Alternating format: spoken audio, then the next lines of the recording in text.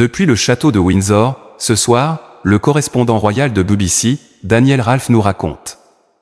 C'est dans les crins de Windsor Castle que le président des États-Unis, Donald Trump, et la première dame ont posé le pied ce soir, attendus par le roi et la reine pour un fastueux banquet d'État.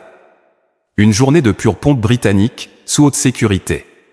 Tout autour du château, un véritable anneau d'acier avait été déployé. Le couple présidentiel a fait son entrée en grande pompe, arrivé en procession de carrosse avant d'assister à un après-midi d'événements protocolaires, couronné par un ballet aérien des Red Arrow. Une visite historique. Donald Trump est le premier président américain convié 2 fois en visite d'État. Ici, entre les murs séculaires du château, loin de la foule et sous un espace aérien bouclé, le président Trump allait recevoir le fleuron de l'hospitalité royale. Pour les accueillir, le prince et la princesse de Galles en personne. « Vous êtes radieuse » lance le président à Catherine. Puis, les voilà prêts et attentes, comme on dit ici, le roi et la reine les rejoignent.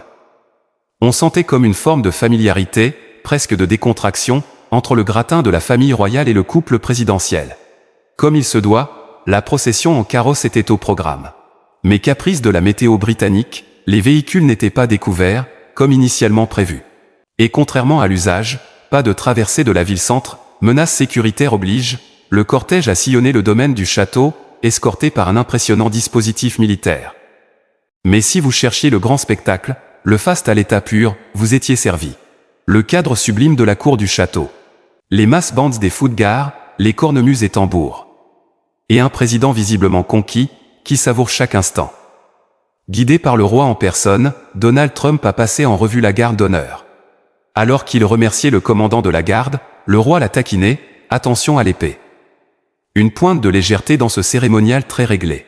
Même à l'intérieur de l'enceinte fortifiée, le dispositif de sécurité autour du président restait ultra serré. Après un dépôt de gerbes discret sur la tombe de la foraine Élisabeth II, le couple a visité la chapelle Saint-Georges. Beaucoup d'histoires, commente-t-on. Melania Trump, elle, a contemplé la beauté de cet édifice du XIVe siècle depuis sous les bords de son chapeau, aussi élégant que remarqué. Dernière splendeur de la journée, avant le banquet, la cérémonie du beating retreat. Manœuvres militaires et harmonie musicale ont résonné sur la pelouse et du château.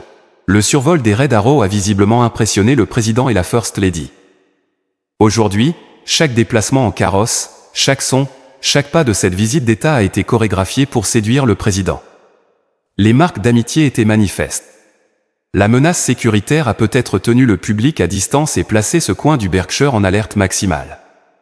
Mais ses hôtes ont offert un spectacle grandiose, mêlant pompe et cérémonial, le tout enveloppé du soft power diplomatique de la royauté.